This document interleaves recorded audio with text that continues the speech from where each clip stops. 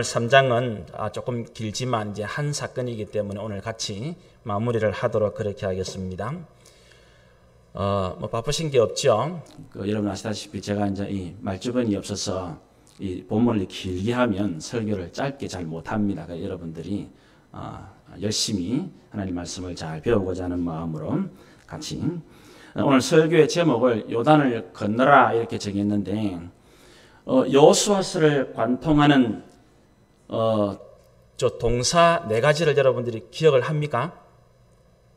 기억납니까? 그러니까 제일 첫 번째가 바로 이 건너라예요. 건너라. 두 번째가 뭐죠? 취하라. 취하라는 다른 말로 정복하라가 되겠죠. 그 다음에 세 번째가 나누라. 땅 분배. 마지막이 섬기라. 그래 되어 있습니다. 이게 여호수아 전체를 관통하는 주제 네 동사입니다. 건너라, 취하라, 나누라, 섬겨라. 근데 시작하고 끝은 히브리 말이 비슷해요. 요 지금 건너라라는 히브리 말이 히브리어로 아바르 그래요. 아바르. 근데 섬긴다는 말 히브리어는 아바드예요. 아바드. 비슷하죠? 그러니까 이스라엘 백성들이 이제 요단강을 건너서 가나안 땅에 들어가는 요단강을 건너는 제일 중요한 이유, 목적이 뭐냐? 여호와를 섬기기 위해서란 말입니다. 그게 여호수아서 전체의 주제. 이렇게 정확하고 간단하게 설명해 주는 데가 없습니다. 명확하게. 그러니까 이 여호수아 첫 장면은 요단강 건너는 겁니다. 그러면 가나안 땅을 정복하는 것이고 정복한 땅을 나누는 것이고 그래가지고 최종적으로 건너온 이스라엘이 여호와를 섬기는 것. 이것이 전체 여호수아의 아주 명확한 그림이에요. 여러분 이거 네 가지만 일단 기억을 해놓으면 여호수아서가 이렇게 흘러가는 것이구나. 그러면 나중에 여호수아 읽을 때 아주 수월하게 읽게 되어집니다. 이제 오늘 그 중에서 제일 첫 번째 요단강을 건너는 사건을 오늘 같이 보도록 하겠습니다. 1절, 2절. 또 여호수아가 아침에 일찍 일어나서 그와 모든 이스라엘 자손들과 더불어 시딤에서 떠나 요단에 이르러 건너가기 전에 거기서 유숙하더라. 사흘 후에 관리들이 진중으로 두루 다녔다. 이렇게 되어 있죠. 우선 이제 요 시딤이라는 데가 이제 거기서 정탐꾼을 보내었고 보고를 받았죠. 이제 그러면 지금 요단강을 건널 때까지 사흘 동안 여호수아가 한 가장 중요한 일은 뭐겠습니까? 뭐 두말할 필요 없이 이 두 정탐꾼으로부터 보고받은 것을 딱 정리를 해가지고 결재권자이신 하나님 앞에 나가서 기도하는 것이겠죠. 그죠? 그러니까 이제 이 리더는 그게 제일 중요한 거예요. 그러니까 그 공동체를 이끌어가는 사람들은 잘 모르지만 여기 지금 이제 이 여호수아가 1절에 보면 아침이라는 말이 나오죠. 이 아침에라는 이 말에서 나온 단어가 뭐냐면 목자라는 말이 여기서 나와요. 목자라는 말. 이 아침에라는 말은 여기서 나온 말이 여기서 아침 일찍 하면 동트기 직전의 새벽을 말하거든요. 그 목자는 이제 뭐 하는 사람입니까? 그날 양떼를 치는 사람이겠죠. 그날 양떼를 치기 위해서는 아침 일찍부터 오늘은 날씨가 어떤지, 어디로 가야 되는지, 바람이 어디로 부는지, 그래서 꼴이 어디에 있고 마실 물이 어디에 있는지 그거를 다 파악하고 난 다음에 이제 해가 뜨면 양떼를 몰고 나간단 말이에요. 그게 목자예요. 목자. 교회 지도자는 이런 사람이어야 한다는 것입니다. 교회 지도자는 어느 누구보다 아침 일찍이 하나님 앞에 나와서 기도하는 사람이어야 합니다. 왜냐하면 그에게 목자들의 어떻게 하느냐에 따라서 양떼의 운명이 달려지기 때문에. 적어도 여러분들이 이제 교회에 지도자의 자리가 있는 분들이면 이것이 첫 장면이에요. 어느 누구보다 아침에 일찍이 된 시간에 일어나서 오늘 내가 섬길 성도들의 형편을 잘 돌아보면서 오늘 내가 주님 앞에 이 모든 성도들의 형편을 다 적어서 내어놓으면서 하나님, 오늘 내가 섬길 우리 성도들이 여기 있습니다. 오늘 이 성도들을 어떻게 하는 것이 주님의 뜻입니까? 그렇죠? 가정에서는 여러분 가정에서 다 목자들이죠. 여러분 집에는 여러분들이 목자들이잖아요. 마찬가지예요. 여러분들의 가족들이 하나님의 은혜와 능력과 기적을 체험하는 것은 가정의 믿음의 목자인 여러분들이 어느 누구보다 이런 시간에 깨어 주님 앞에 기도하느냐에 달려 있다는 것이에요. 너무나 중요한 말씀이죠. 그래서 이 요단강을 건너는 아주 위험하고 아주 중요하고 아주 어려운 일을 앞에 두고 이 이스라엘의 지도자 여호수아는 어느 누구보다 적지 않은 시간입니다. 사흘, 그죠? 적지 않은 시간을 하나님 앞에 나아가서 잠잠히 기도하면서 다시 주님의 뜻을 확인하고 다시 자신의 위치를 확인하고 다시 이 백성들의 처지를 확인하는 그 놀라운 시간들을 보내고 있는 거예요. 우리 예수님이 꼭 그렇게 하셨죠? 우리 예수님은 공생애를 시작할 때에 세례 요한에게 세례를 받으실 때 어떻게 했다고요? 기도하실 때. 누가는 그 장면을 정확하게 예수께서 기도하실 때에 성령이 비둘기처럼 임했다. 그래서 예수님의 공생의 사역이 시작되어져요.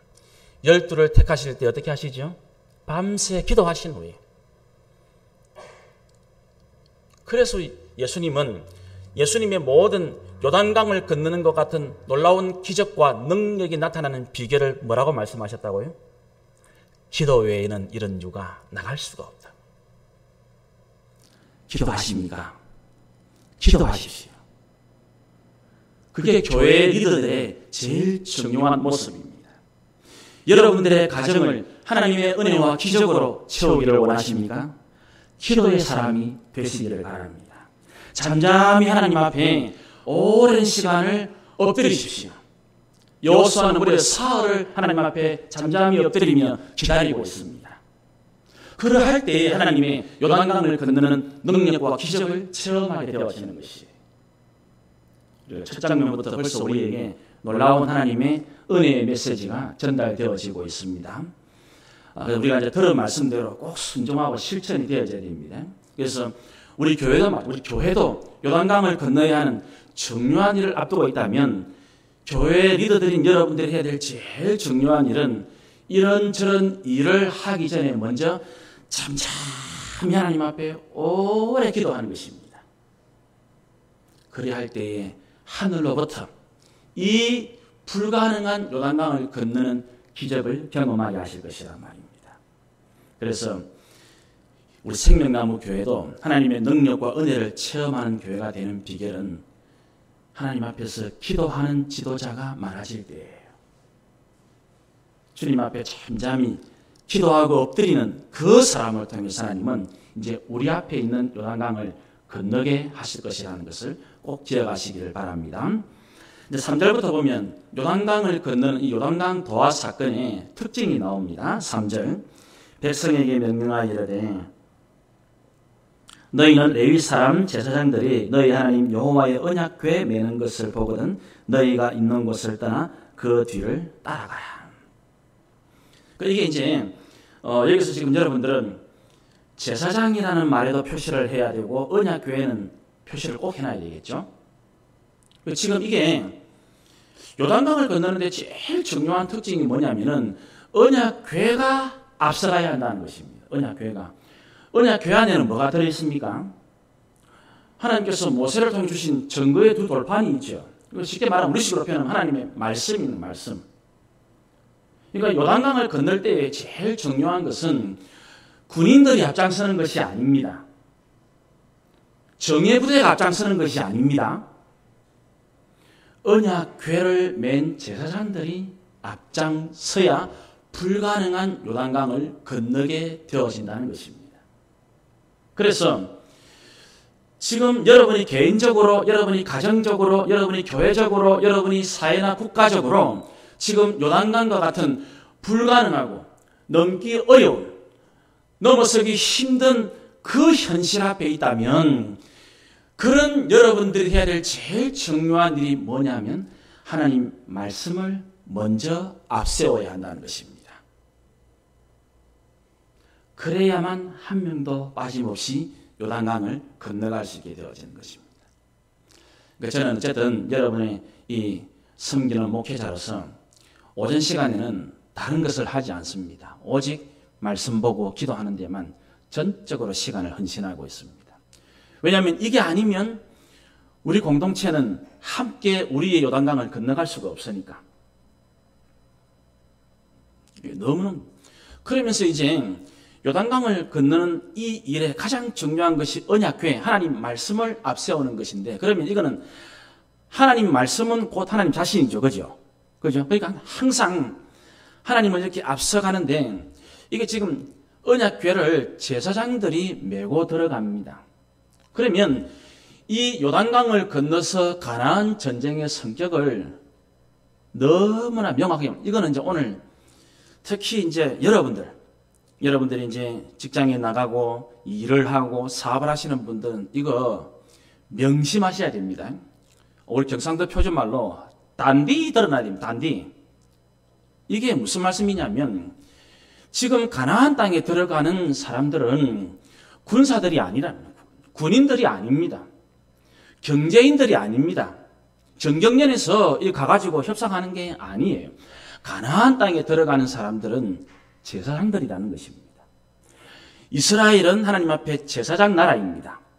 지금 새벽기도 이사야서 딱 그 내용이거든요. 제사장 나라이기 때문에 이스라엘 백성들은 하나님 앞에 제사장들이에요. 그래서 사도 베드로는 그 구원받은 백성들을 뭐라 한다고? 너희는 택하신 족속이다. 뭐죠? 왕 같은 제사장들이라고.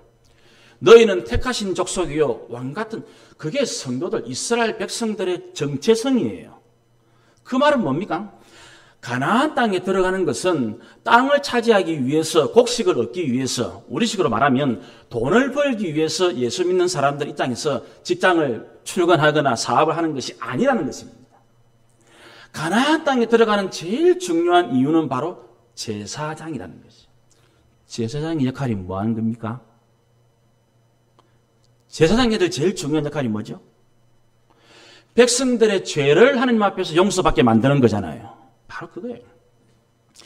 이스라엘 백성들이 가나안 땅에 들어가는 가장 중요한 목적이 뭐냐면 가나안의 죄악을 몰아내는 것이란 말입니다. 그게 목표라는 것이, 그게 이유라는 것이에요. 땅 따먹기 하러 들어가는 게 아니란 말이에요. 거기에 있는 좋은 곡식을 얻기 위해 가는 것이 아닙니다. 거기에 있는 좋은 과일을 먹기 위해서 가나안 땅 들어가는 것이 아니에요.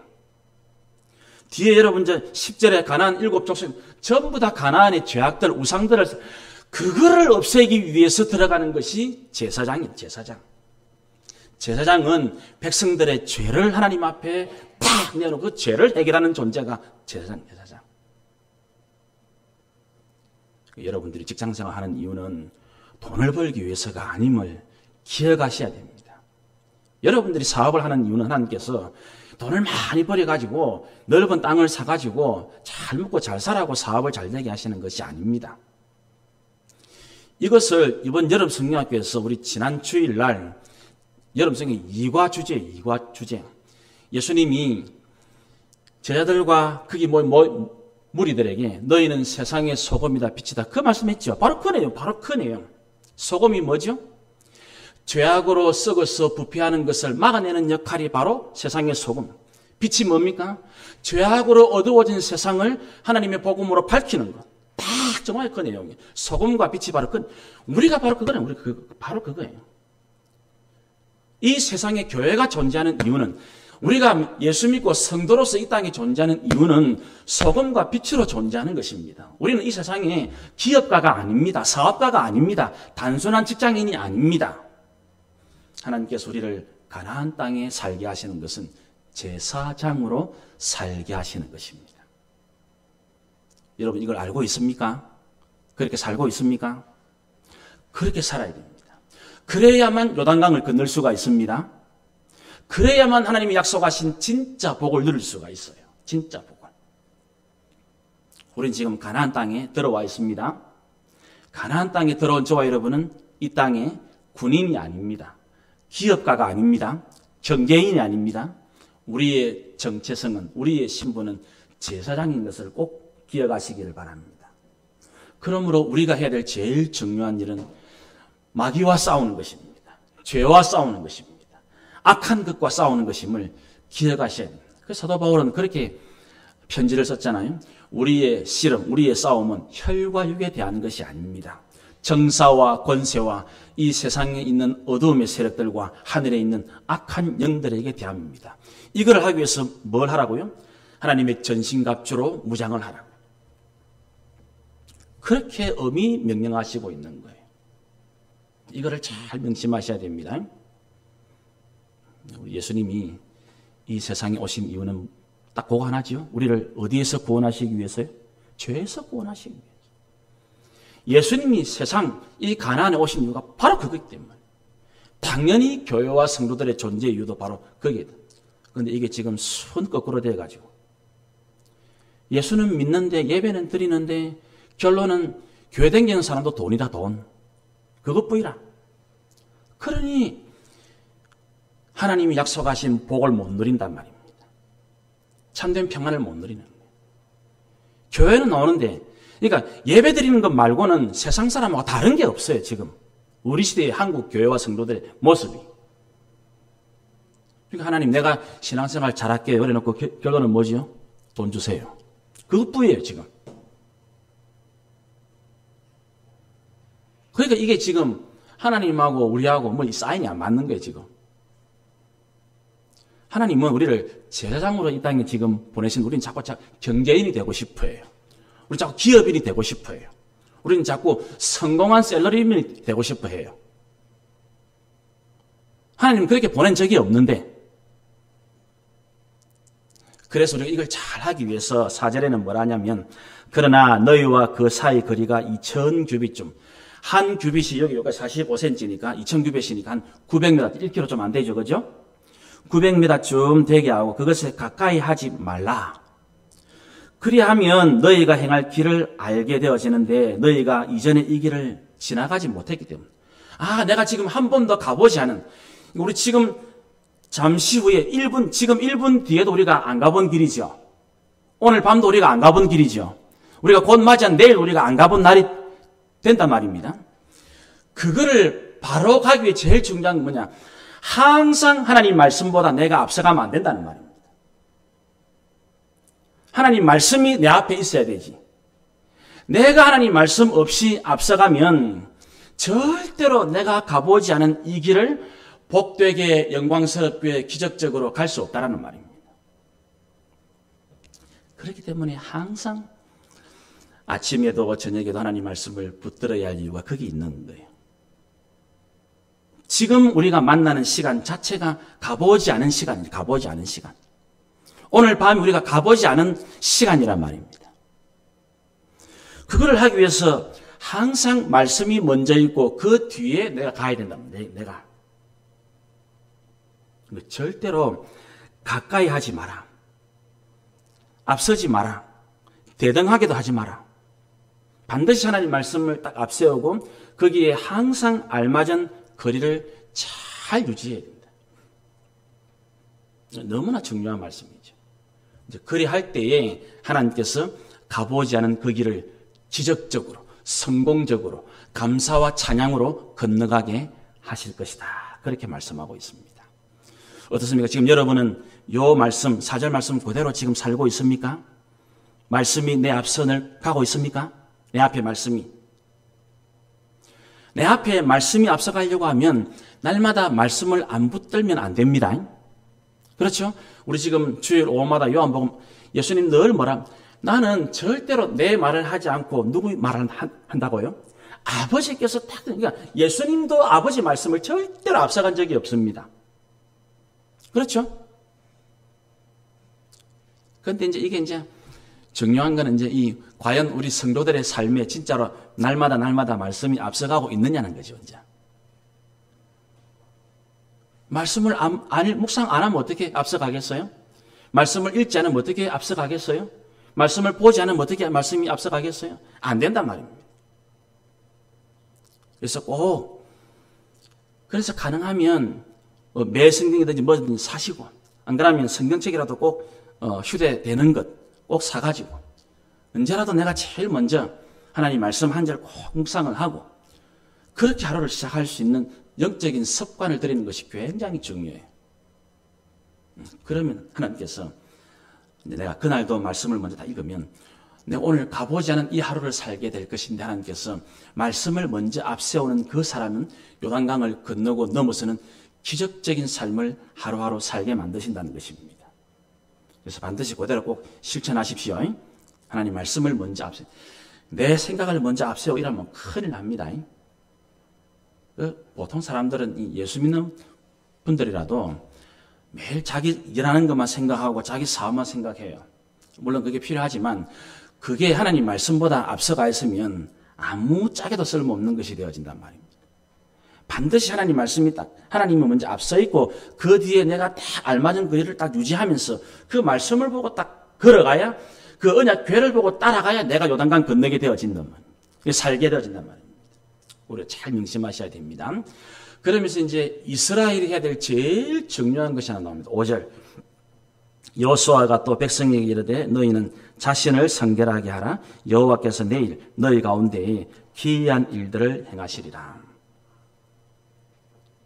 이 기이한 일을 행하신다는 말은 이제 요단강을 하나님께서 기적적으로 멈추고 갈라지고 흐르게 하시고 쌓이게 하시고 막아지게 하시고 그 길을 이스라엘 전체는 놀라운 기쁨과 기적 가운데 건너게 하시고 그렇죠? 그러니까 지금 이 하나님께서 말씀하신 이것을 이 여호수아는 어떻게 해서 하나님의 기적을 경험하는 이 일을 곧 하나님을 만나는 것으로 해석을 하고 있는 거예요. 우리가 일상 가운데 요단강을 건너는 기적을 체험한다는 말은 그거는 하나님을 만난다는 말입니다. 하나님을 만난다는 말은 육신을 입고 사는 죄인들에게는 가장 어려운 일이에요. 왜요? 하나님은 거룩하신데 우리는 죄 아래 있죠. 그러면 거룩하신 하나님과 죄인인 인간이 같이 할 수가 있습니까? 없습니까? 없단 말입니다. 그러면 하나님과 만나기 위해서 우리에게 제일 필요한 것은 스스로 정결하게 하는, 성결하게 하는 것. 그래서 대부분의 예수를 믿는 성도들도 요단강을 건너는 이 문제, 인생의 문제를 만났을 때에 그 문제를 해결하기 위해서 이런 전략을 짜고 이런 회의를 하고 이런 방법을 찾는데 성경은 하나님이 우리에게 요단강을 건너는 해결책의 제일 중요한 것은 그 무엇보다도 자기 자신을 정결하게 하는 것이라고 말씀한다는 거예요. 문제를 만났는데 요단강을 건너는 너무나 중차대하고 너무나 위험한 문제, 너무나 풀기 힘든 문제가 있는데 그 문제를 해결하려고 전략회의를 하기 전에, 작전을 짜기 전에, 사람을 만나기 전에, 돈을 구하기 전에 뭐 먼저 해야 되느냐? 스스로를 성결하게 하는 것. 여러분들 중에 이제 레위기 민수기를 공부한 분은 자기를 성결하게 하는 것이 뭔지를 조금 기억하시는 분도 계실 거예요. 표면적으로는 그 이제 이 부부 사이라도 조금 관계를 멈추고 겸손하고 정결하게 해야 되고 어떤 더러운 것도 접촉을 하면 안 된다. 그게 레위기 민수기에 나온 내용이죠. 그죠? 무엇보다 자신을 살피는 것이 가장 중요한 것입니다. 이거는 뭐 지도자가 모세냐 여호수아냐 보다 훨씬 더 근본적인 문제예요. 그래서 사도 바울은 디모데에게 편지를 쓸 때 이 부분을 이렇게 설교를 했죠. 하나님의 집에는 금그릇도 있고 은그릇도 있고 질그릇도 있는데 하나님이 뭘 쓰시겠노? 디모데한테 묻지요. 뭐라고 이야기합니까? 깨끗한 그릇. 하나님이 쓰시는 그릇은 금도 아니고 은도 아니고 그 어떤 그릇도 아니고 제 아무리 모세라도 제 아무리 여호수아라도 하나님 앞에 정결하지 않으면 깨끗하지 않으면 쓰임받지 못합니다. 아무리 교회가 번듯하기 좋고 무슨 목사가 무슨 뭐 어디 좋은 유학 갔다 와가지고 뭐 박사학위가 있고 시설 잘 되고 프로그램 잘 돌아가는 금그릇 은그릇 그런 교회라도 하나님 앞에 깨끗하지 않으면 그 교회는 절대로 쓰임받지 못합니다.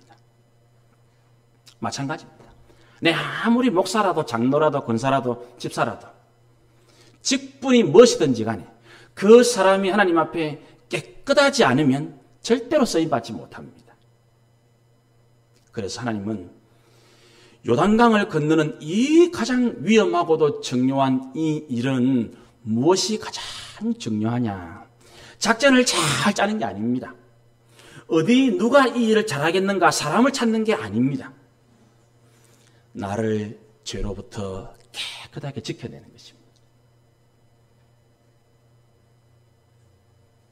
그러므로 여러분도 여러분 개인적으로, 여러분도 여러분 가정적으로, 여러분도 우리 교회적으로, 여러분도 여러분들이 겪고 있는 그 모든 일, 불가능에 가까운 요단강을 건너는 이 일이 해결받기를 원하신다면 가장 먼저 주님 앞에 회개하는 시간을 가지시기를 바랍니다. 그래야만 요단강을 건널 수 있습니다. 깨끗하게 하셔야 됩니다. 회개하고 난 다음에라야 하나님은 이 일을, 이 기적을, 이 하나님을 만나는 일을 경험하게 하실 것이라는 것을 우리가 굳게 명심해야 됩니다. 그래서 거듭 강조하죠. 세례자 요한과 우리 예수님께서 공생애를 시작할 때 첫 일성이 뭐였습니까? 회개하라. 그게 제일 처음입니다. 회개하라. 이게 안 되면 그 다음 일은 안 됩니다. 그런데 대부분의 교회와 성도들은 회개에는 관심은 없고 복만 관심이 많아요. 그렇죠? 대부분의 교회와 성도들은 회개에는 무관심한데 복에만 관심이 많습니다. 그러니 복을 받겠습니까? 못 받겠습니까? 못 받는다는 말이에요.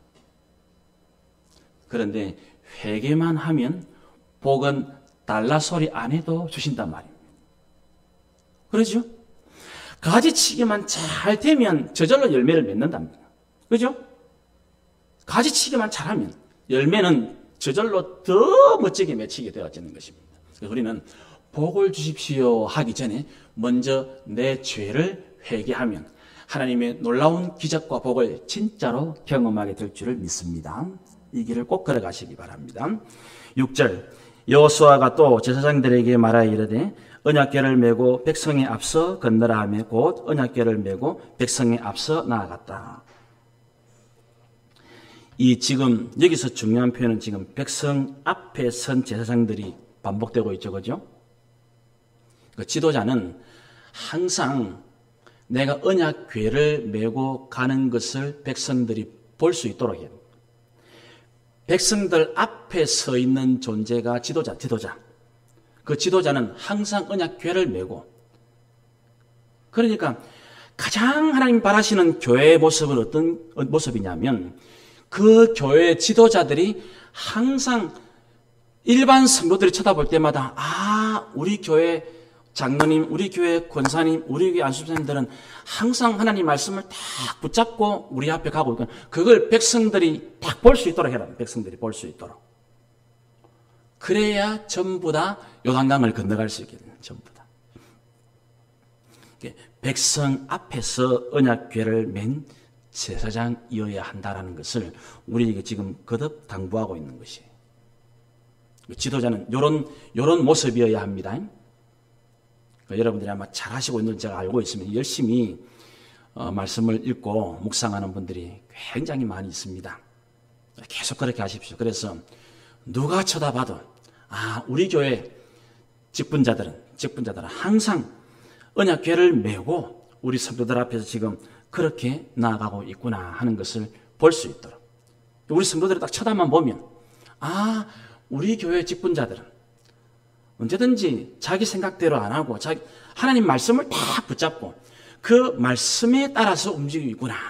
이거를 다 볼 수 있도록 해야 우리가 도저히 넘어갈 수 없을 것만 같은 요단강을 건너게 되어지는 기적을 경험하게 되어질 것이란 말입니다. 7절에는 이제 여호와께서 여호수아에게 이르시되 내가 오늘부터 시작하여 너를 온 이스라엘의 목전에서 크게 하여 내가 모세와 함께 있었던 것 같이 너와 함께 있는 것을 그들로 알게 할 것이다. 요거는 이제 1장에 나왔던 말씀을 다시 반복하는 거죠. 이제 지금 이제 모세가 죽고 없는 그 상태에서 새로운 지도자가 된 여호수아가 너무 부담이 되고 두렵고 떨리고 무섭고 어렵고 이렇습니다. 하나님께서 마음을 강하게 하고 담대히 하라. 지극히 담대히 하라. 내가 너와 함께 할 것이다. 네가 어디로 가든지 내가 너와 함께 할 것이다. 그래서 너는 오직 마음을 강하게 하고 극히 담대히 하라. 그러면서 내가 모세와 함께 있던 것 같이, 이 말씀을 그대로 하잖아요. 내가 모세와 함께 있었던 것 같이 너와 함께 있는 것을. 하나님은 요단강 기적의 이유를 하나 말씀하는데 그 중에 하나가 뭐냐면 여호수아의 권위를 다시 세워주기 위함이라는 것입니다. 여러분이 만나는 불가능에 가까운 요단강을 건너는 것 같은 고난이 있죠. 어려움이 있죠. 그런데 그것을 여러분들이 이제 믿음으로 나아가게 되어지면 그걸 통해서 하나님은 여러분들을 진정한 지도자로 다시 거듭나게 하실 거란 말입니다. 이 말은 우리식으로 표현하면 위기는 곧 기회가 되도록 만드신다는 거예요. 언제나 제가 다시 위기는 그대로 말씀 풉니다. 위기는 위험하지만 기회예요. 그게 위기예요. 위기는 위험한데 이것을 믿음으로 말씀으로 순종으로 감당하면 그 사람에게는 놀라운 기회가 되어집니다. 어마어마한 것입니다. 우리는 살다 보면 늘 위기를 만나게 되어지죠. 개인적으로, 가정적으로, 교회적으로, 직장에서도 사업에서도 위기를 만나게 되어집니다. 그건 누구나 겪는 겁니다. 여러분들 절대로 뭐 어려움 만나서 아이고 내한테 와 이러는 그렇게 하지 마십시오. 그 없는 사람이 없습니다. 누구나 다 있습니다. 그러나 하나님은 그것을 주시는 이유가 있습니다. 요단강이 지금 사실은 불가능하거든요. 거기 보면 이제 15절에 이런 말씀, 요단이 곡식 거두는 시기, 우리식으로 말하면 봄입니다. 봄. 3, 4월. 요때가 지금 뒤에 보면 나오지만 6월절 전후예요. 6월절 전. 요때가 이제 우기가 끝나는, 구약 성경에는 이때 내리는 비를 너전비라고 표현합니다. 너전비. 성경에 구약에 이른비, 너전비 나오죠. 이른비는 우리식 달력으로 하면 가을에 내리는 비를 성경에서는 이른비라고 말하고, 요 봄에 내리는 비가 너전비예요. 이때는 우리 계절로 봄이기 때문에 이 요단강이 시작되는 갈릴리 바다 위에 헐몬산 기억납니까? 헐몬산. 거기에 눈들이 녹기 시작해가지고 요단강물이 어마어마하게 팽창해요. 평상시에는 30m쯤 되는 강폭이 160m로 늘어나요. 수심이 3, 4m 더 깊어집니다. 유속은 최하 시속 10km가 되어져요. 그 말은 남자 장정도 건너기, 여기 있는 이 수많은 200만에 가까운 이스라엘 중에 노인, 여자, 아이들은 못 건넌다는 이야기예요. 사실은 불가능한. 요단강을 건너는 것은 불가능한 일이라는 말이에요. 그런 요단강인데 하나님께서 그 위험한 것을, 그 불가능한 것을 통해서 하나님은 뭘 하시기를 원하시느냐? 하나님이 여호수아를 우리의 지도자로 세우셨다는 것을 이스라엘 백성들에게 알게 하시겠다는 것입니다. 그러므로 하나님은 우리에게 주신 이 요단강과 같은 이 사건은 우리로 하여금 우리가 진정한 하나님의 사람인가를 확인시켜주기 위해서 이 사건을 준비해 놓으셨다는 것입니다.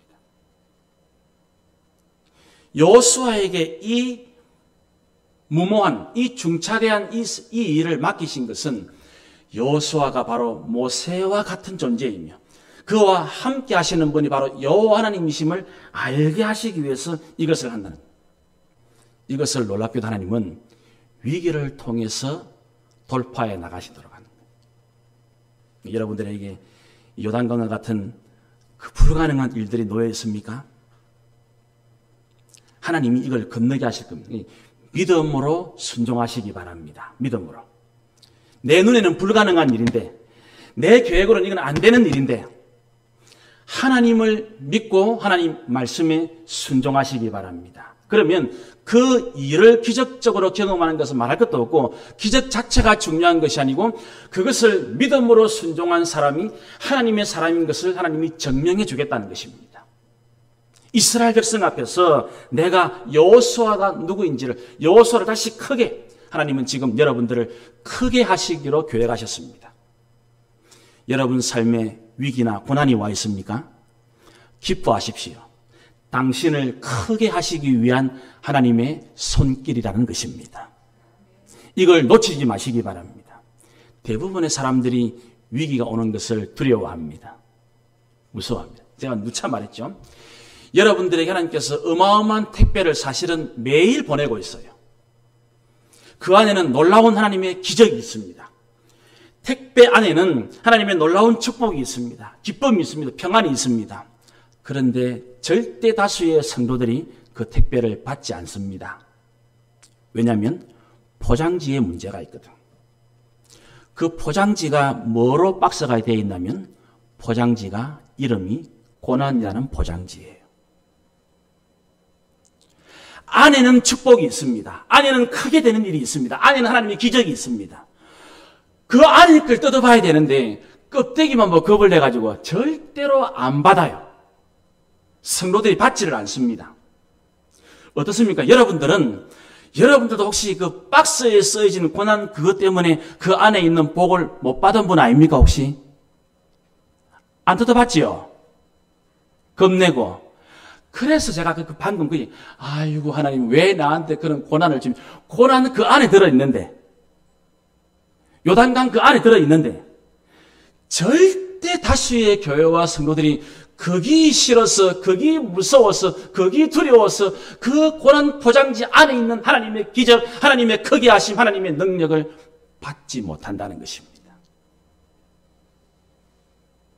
꼭 명심하셔야 됩니다. 하나님은 이 위기를 하나님께서는 극복해내기만 하면 그 일로 여호수아를 크게 하시겠다고 결심하셨습니다. 이 하나님 오늘 여러분들의 하나님입니다. 하나님은 여러분들에게 임한 그 어려움, 그 고난, 그 위기를 여러분들이 믿음으로 가고 순종하기만 하면 그 일을 통해서 여러분을 크게 만드신다는 것을 꼭 잊지 마시고 명심하시기를 바랍니다. 8절, 너는 언약궤를 맨 제사장들에게 명령하여 이르기를 너희가 요단 물가에 이르거든 요단에 들어서라 하라. 홍해 건너는 거하고 요단강 건너는 거하고 차이가 보입니까?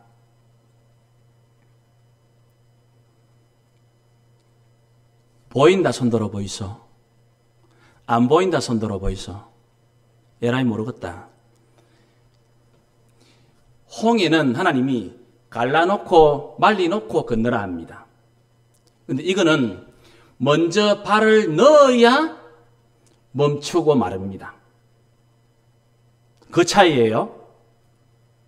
그러니까 홍해는 처음 두려운 경험을 하는 것이기 때문에 하나님께서 미리 홍해를 갈라놓습니다. 그리고 미리 바다 밑을 말라지게 만듭니다. 요단강은 절대로 먼저 멈추게 해놓지 않습니다. 다르죠, 이제? 한 번 경험했으면 두 번째는 믿음으로 먼저 해야만 기적을 경험합니다. 하나님이 하시는 방법이 달라요. 이거 왜 보면 예수를 처음 믿는 사람은 기도 응답이 잘 되죠. 그죠? 그거 다 이유가 있는 거예요. 왜냐하면 그래 안 하면 안 건너올 거니까. 그런데 하나님의 기도 응답을 경험하고 나면 그 다음부터는 뭡니까? 먼저 믿어야 하나님의 응답을 경험하게 되어집니다. 요 차이입니다. 그러면 지금 우리는 홍해입니까? 요단강입니까? 여러분들은 저는 요단강이 있는 거예요. 우리는. 하나님이 절대 문제 해결을 먼저 안 해줍니다. 믿음을 먼저 이제는 보기를 원합니다.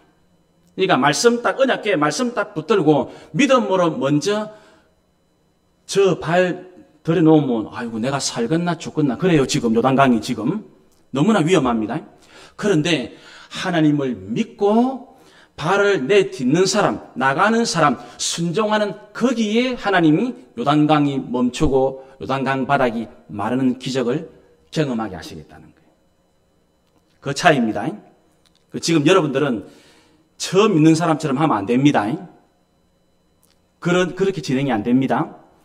여러분들은 저와 같이 먼저 믿음의 행동을 해야 돼요. 먼저 믿고 나아가야 됩니다. 먼저 위험한 속에 나를 집어 던져야 됩니다. 그래서 나는 죽어도 좋다. 나는 죽어도 좋다. 그러면서 나를 먼저 요단강에 딱 발을 집어 넣어야 그때부터 비로소 하나님의 기적을 경험하게 되어지는 것입니다. 그 차이입니다. 9절 여호수아가 이스라엘 자손에게 이르되 이리 와서 너희 하나님 여호와의 말씀을 들어라. 우리가 요단강을 건너는 이 중하고 위험한 일에 믿음이 흔들리지 않고 이 일을 감당하는 제일 중요한 비결이 뭐냐? 제1절, 2절에는 여호수아처럼 처음에 기도하는 것이 기도와 더불어서 가장 항상 하나님 말씀을 듣는 거란 말이에요. 여호수아가 이스라엘 자손에게 이리 와서 얼마나 지금 불안하겠냐, 얼마나 위험하겠냐, 얼마나 어렵겠냐 마음이 그럴 때에 딴 거 하지 말고 하나님 여호와의 말씀을 들어라. 이게 가장 중요한 일이다. 계속 반복되고 있습니다. 오늘 3장에서 10절 또 말하되 살아계신 하나님이 너희 가운데서 계시사 가나안 족속과 헷 족속 7족속이 쭉 나옵니다. 이 족속을 너희 앞에서 반드시 쫓아내실 줄을 이래놓고 이것으로서 너희가 알게 되어질 것이다. 그럼 이것은 뭡니까? 이것은 요단강을 건너는 사건을 말하겠죠. 그럼 하나님께서 요단강을 건너게 하는 제일 중요한 이유가 또 하나 뭐라고요? 이 사건을 통해서 앞으로 들어갈 가나안 땅에서 가나안 족속을 물리치는 방법도 이거라는 것입니다. 그럼 이게 뭡니까? 이게 하나님 말씀을 앞세우고 그 말씀 붙들고 말씀대로 순종해서 요단강을 건너는 것처럼 가나안 땅을 정복하는 것도 전략이나 전술이 아니라 군사력이 아니라 경제력이 아니라 하나님의 약속의 말씀을 딱 붙들고 말씀을 믿고 순종하는 이것으로서 가나안 족속을 물리친다는 것입니다. 그러면 꼭 마찬가지죠. 지금 저와 여러분도 구원받은 것은 어떻게 구원받았습니까? 하나님의 은혜로 독생자 예수 그리스도를 믿는 그 은혜로 구원받았죠. 그러면 구원이 그렇게 되었다면 앞으로 구원받은 다음에 이 세상을 살아가는 것도 마찬가지란 말이에요. 앞으로 우리가 구원받은 이후의 삶도 예수 그리스도를 통해서 베푸시는 하나님의 은혜가 아니면 이 세상을 살 수 없다는 말입니다. 애굽에서 나오는 것이 하나님의 은혜로 된 것처럼 요단강 건너는 것도 가나안 정복도 하나님의 은혜가 아니면 안 된다. 그거를 말씀하신 그와 똑같이 우리가 구원을 얻게 된 것도 하나님의 은혜로 된 것이라면 구원 이후의 삶도 내 마음대로 사는 게 아니고 내 힘으로 살아가는 게 아니고 내 직장 생활 능력, 내 사업하는 능력 이거 가지고 살아가는 게 아니고 하나님의 은혜로 믿음으로 말씀에 순종함으로만이 이 가나안과 같은 세상에서 하나님이 우리를 승리하는 사람으로 인도하실 거란 말입니다. 그 말씀을 하시는 거잖아요.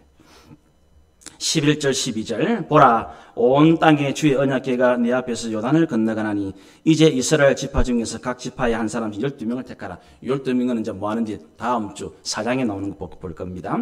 13절 온 땅에 주 여호와의 궤를 맨 제사장들의 발바닥이 요단물을 밟고 멈추면 요단물과 곧 위에서부터 흘러내리던 물이 끊어지고 한 곳에 쌓였을 것이다. 예언했습니다. 그대로 진행됩니다. 14절부터 백성이 요단을 건너려고 자기들의 장막을 떠날 때 움직입니다. 이제 백성은 이제 순서가 이렇습니다. 요단강이 앞에 있고 언약궤를 맨 제사장이 여러분 시각이 여러분들이 저를 보고 요단강이 여기 있습니다. 요단강 여기 있으면 제일 앞에 언약궤를 맨 제사장들이 먼저 서고 그 다음에는 요단강 동편에 있던 두 지파 반이 선두에 섭니다. 그리고 나서 이스라엘 나머지 백성들이 따르는 거예요. 이 백성들이 대구 인구만 합니다. 지금 200만 명 넘어요. 그렇죠? 남자 장정만 60만 명이었으니까 남자 장정은 기준이 뭡니까? 20세 이상으로 전쟁에 나갈 사람인데 레위 지파는 빠지잖아요. 남자 장정만 60만 명이니까 거기에 여자들, 아이들, 노인들 하면 적어도 곱하기 3. 그럼 곱하기 3 하면 3, 6, 28, 180만 명인데 벌써. 180만 하고 60만 더하면 240만 되고 있는 건데 지금 전부 다. 여러분, 그 200만이 건너려면 몇 시간 걸리겠어요? 예측을 못해요. 우리는 자꾸 이 성경을 글자로 읽어서 이게 간단한 줄 아는데 그게 그렇지가 않아요. 어마어마한 일입니다. 이게 지금 15절 요단이 곡식 거두는 시기에 항상 언덕에 넘치더라. 궤를 맨 자들이 요단에 이르며 궤를 맨 제사장들의 발이 물가에 잠기자 곧 위에서부터 흘러내리던 물이 거쳐서 사르단에 가까워 매우 멀리 있는 아담성읍 변두리에 일어나 한 곳에 쌓이고 아라바의 바다 여매로 향하여 흘러가는 물은 온전히 끊어지며 백성이 여리고 앞으로 바로 건너갔다. 그러니까 이제 요단강, 그러니까 지금 위치가 여러분 그 지도상 보면 사해 바로 위에니까 사해 바로 위에 요단강을 딱 건너면 여리고 나온단 말이에요. 여리고. 이제 요 건너고 나면 이제 여리고성 정복하죠, 그죠? 그러니까 바로 여리고 입구에 바로 닿게 되는 것입니다. 자, 그래서 이제 우리가 아까 지금 확인한 대로 15절의 이 말씀은 요단강을 건너는 것은 가능하다, 불가능하다? 불가능한 일. 남자 장정도 불가능해요. 15절에. 이게 지금 항상 넘쳐요. 지금 물이 요때 되면. 건널 수가 없어요. 넘치는 강물을 누가 건넙니까? 다 휩쓸려 버릴 텐데. 남자 장정도 그래 되는데 하물며 노인들, 여자들, 아이들 이게 가능합니까? 불가능한.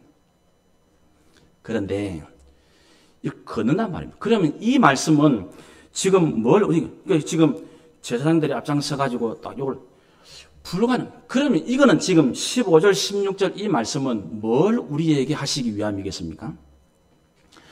아이고야야 이거 어쩌겠노 라는 상황, 형편, 현실 그게 문제가 아니고 이거를 누가 하느냐가 중요하다 이 말입니다. 이해됐습니까? 예를 들면 우리 그런 경험 있죠.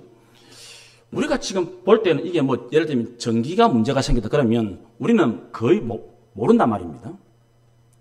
그러면 그 전기 전문가나 전기에 관해서 능력이나 자격증이 있는 사람은 해결해버리죠. 그 이야기입니다. 그 이야기. 그러니까 상황은 이럴 수 있고 저럴 수 있어요. 그런데 거기에 그 상황, 그 문제, 그 현실을 다루는 것이 사람이면 이건 안 된단 말입니다. 그런데 하나님이 그 문제를 다루시면 어떤 문제라도 그는 반드시 해결되어야 만다는 것입니다. 그 이야기를 지금 하려고 하는 거예요. 15절은 불가능합니다. 그 표현이라고 그랬죠? 우리가 봐서는 안 됩니다. 그런데 그 불가능한 것을 하나님이 합니까? 아유, 그러면 되겠네. 그 이야기입니다, 지금. 안 될 일인데. 우리 살아보니까 그런 일을 겪게 되지요. 이거 되겠나? 이 일이 해결되겠나? 이 문제가 해결되겠나? 그런데 우리는 기독교 방송에 나온 사람들 말 들어보면 분명히 이거는 의사도 죽는다 그랬는데 하나님이 개입하시니까 되지요. 분명히 이거는 전부 다 말하기를 아이고 이제 너는 이제 망했다 그랬는데 하나님이 개입하시니까 그 사람 다시 살아나죠. 희한하죠. 그 말 똑같은 말이에요. 상황은 도저히 안 되는 상황인데 거기에 누가 개입하시느냐가 결정적으로 중요하다는 거예요. 그러므로 사랑하는 여러분, 우리는 지금 신약 성경에도 볼 때 수많은 요한복음 숱하게 하기는 바로 그 문제예요. 제자들도 그 벳세다의 들판에 수많은 사람, 남자만 5,000명이 앉아 있으니까 2만 명 가까운 사람이 앉아 있어요. 제자들은 와가지고 예수님 200데나리온도 부족합니다. 200데나리온. 우리 요새식으로 하면 수천만 원이 있어도 지금 짜장면 한 그릇 못 시킵니다. 예수님이 개입하니까 어찌 됩니까? 전부 다 먹고 그 다음에 원대로 먹고 배불리 먹고 12광절이 남습니다. 그 이야기하는 겁니다. 그러므로 여러분, 지금 당신의 문제가 뭡니까? 그 문제를 내가 어찌 해보려고 손대지 마십시오. 그 문제는 더 꼬입니다. 딱 보고 안 되면 요거 하나님이 하신다. 틀림없이 알아채시기 바랍니다.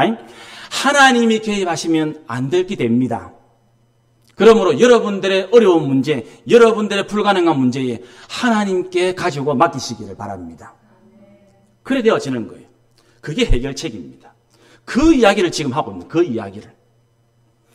그러면서 마지막 장면은 기가 막힌 마무리를 해주고 있지 않습니까?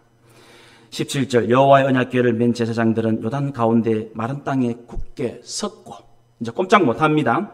그 모든 백성이 요단을 건너기를 마칠 때까지 모든 이스라엘은 그 마른 땅으로 건너갔다. 제사장들이 언약궤를 메고 딱 서는 순간 요단강은 멈추어 섰습니다. 백성들이 지나갑니다. 마치 올림픽에서 금메달을 딴 것처럼 얼마나 지금 놀라운 장면이겠습니까? 그렇죠? 이거 지금 우리는 글자를 읽어서 별 감동이 없지만은 그 제사장들이 발을 탁 딛었더니 강물이 기적같이 멈추고 그 기적이 진짜 기적임을 확인한 게 그게 마른 땅이 되었으니까. 그게 마른 땅이 안 되면 못 건너가거든요. 안 마르면 못 건너가요. 절대로 못 건너. 그럼 이건 틀림없는 기적이라는 말이거든. 그 건너가는데 아는 사람 만나겠죠. 저 아무개 건너가고 있네. 화이팅. 건너가는 사람들은 자기들 앞서 발을 내디던 믿음의 용기를 낸 그 제사장들 보고 있습니다. 너무너무 감사하겠죠. 얼마나 감격하겠습니까? 이 전체 200만이 넘을 수도 있는 이스라엘 백성들이 이 위험한 요단강 다 건널 때까지는 지도자들의 놀라운 수고와 헌신이 있었습니다. 여기 우리 모두 다 성도들이 건너갈 때까지 말씀 딱 붙들고 내 자리 딱 지키고 수고와 헌신을 하면 우리 생명나무교회 전부 다 한 명도 낙오 없이 다 건너가게 될 줄을 믿으시기 바랍니다. 그렇게 되어지는 것입니다. 멋있지 않습니까? 우리 글자를 써는 실제로 이 장면을 영화로 본다면 얼마나 감동적이겠습니까? 얼마나 가슴 뭉클하겠습니까? 저 백성들을 살리기 위해서 언약궤만 매도 이게 무거운데 거기다가 그 위험한 목숨을 건 요단강에 발을 탁 내디디고 있는데 그러면서 자기들 때문에 마른 땅을 건너고 있는 이스라엘 백성들을 보면서 그 무거움을 다 잊어버리고 그 위험을 다 잊어버리고 기뻐하고 좋아하고 찬송하고 감사하는 그 모습 눈에 선하지 않습니까? 이게 교회란 말입니다. 이게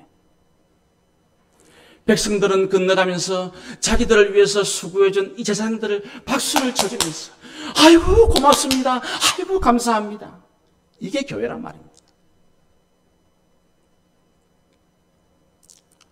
온 교회가 함께 요단강을 건너는 기적을 체험하는 동안에는 리더들의 엄청난 수고와 헌신이 있었고 그들을 향한 수많은 성도들의 기도와 사랑과 격려와 칭찬과 박수가 어우러졌습니다. 그래서 가장 위대한 요단강을 건너는 기적을 경험하게 되어진 것입니다. 오늘 하나님은 우리에게도 우리 각자의 요단강을 건너라고 말씀하시고 있습니다. 언약궤를 앞세워야 되고 반드시 거리를 유지하셔야 됩니다. 간절히 기도해야 됩니다. 내가 할 최선을 다해야 됩니다. 믿음으로 먼저 발을 내디뎌야 됩니다. 다른 사람이 다 건널 때까지 수고와 헌신을 아끼지 말아야 됩니다. 그러할 때에 이스라엘 전체가 요단강을 건너는 기적을 경험하게 되어집니다. 하나님은 우리도 기적의 공동체로 부르심을 기억하십시다. 여기에 우리 모두 함께 수고하고 헌신해서 주님이 예비해 놓으신 이 놀라운 요단강 건너는 은혜가 여러분 개인에게, 여러분 가정에, 우리 교회에 충만하시기를 주님의 이름으로 축원합니다.